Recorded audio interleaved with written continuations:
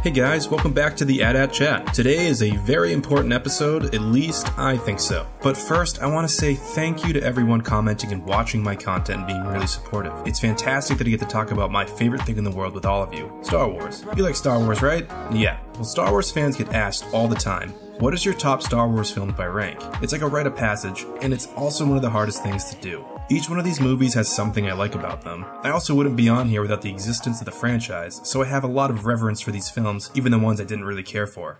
But I digress, here is my official ranking of the Star Wars films from worst to best. Coming in at the bottom is Attack of the Clones. This movie comes in dead last for a few reasons. I really dislike Padme and Anakin in this movie. Their side story just was not good. It felt too contrived for me as a viewer, and it still doesn't really hold up at all as I watch it in my adult life. The acting was really wooden all around, and even though the world building in this film is really outstanding, the actual realism of this movie is a little dated. It has that Toy Story look. The duels in this film were fantastic, but unfortunately I don't think they had enough brevity to support this entry in the Star Wars saga. Next up is Revenge of the Sith. I thought this movie had the best opening crawl out of all the films. It also had one of the most exciting beginnings in a Star Wars movie. War, chaos, right off the bat, smack you in the face.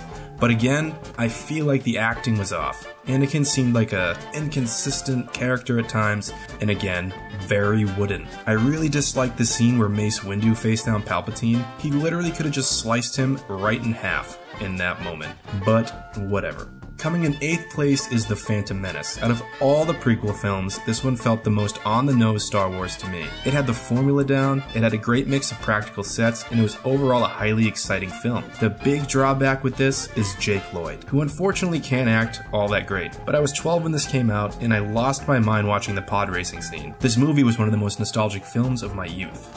Next up, in 7th place, is Solo. Now, I haven't been able to see this film 10,000 times, but I saw it 4 times in theaters. For me, the film nailed a few things that are extremely important to me in a Star Wars film. I want weird puppet aliens.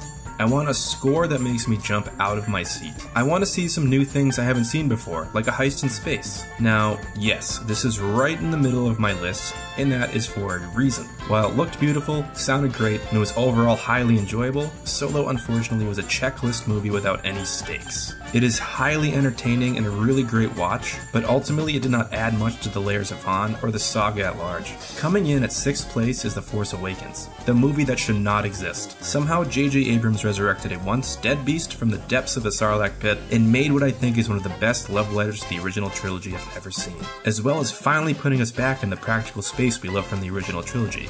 Oh, just in case you hear any crying, my wife is in the other room trying to feed my 4-month-old. Sorry, that might make it in. There are new force powers introduced, a new compelling villain, and a hero that we can really vibe with. I felt that this movie was a ride. I mean that in a good way. JJ has a particular way of crafting films, so you are always on the edge of your seat, and The Force Awakens is no exception. This film is the amalgamation of everything Star Wars is.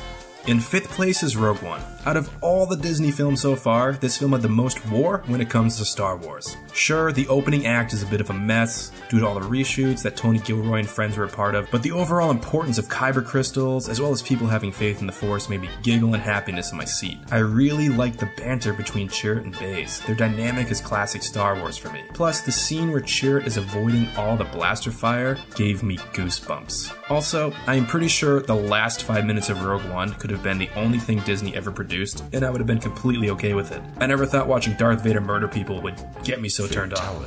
After Rogue One is the ever so controversial Last Jedi. If you have seen my videos, it is pretty clear that I really like this film. It deserves its place in my top 4 for being, in my opinion, so expansive to the mythos of the Force, and it finally gave us back Luke Skywalker, although in a very different form. But like I have said, it completely worked for me. Besides the cringeworthy jokes here and there, and a rather bad side plot, this film really holds up for me as one of the best made Star Wars films of all time. Perhaps even the best shot Star Wars film I've ever seen. And third is A New Hope. This is actually the 3rd Star Wars film I saw as a child, which is kind of funny. There is nothing about this movie I don't like, but I just happen to enjoy Empire and Return of the Jedi more. A New Hope introduced us to a galaxy far, far away, and I'm forever grateful. I mean, why else would I be making this video? Out of the original 3, it's also the most silly on-the-nose space adventure in the bunch. It gives us just enough to open the door into the vast universe that will become Star Wars. In second place is Empire. Yes, Empire Strikes Back. I love this movie more than I can explain, and I also think it gave us some of the most memorable scenes and music the franchise has ever had. And don't forget, it introduced us to the Imperial March, which in my opinion is hands down the most iconic Star Wars music ever. Finally, my top pick, my number one, is Return of the Jedi. Now call me crazy, but I think this film is the best out of them all. We get to see Darth Vader and Luke in their final epic duel, we finally meet the Emperor. We learn more about what people on the dark side are capable of. Leia is Luke's sister, Han and Leia confess their love, the Ewoks take out the Empire,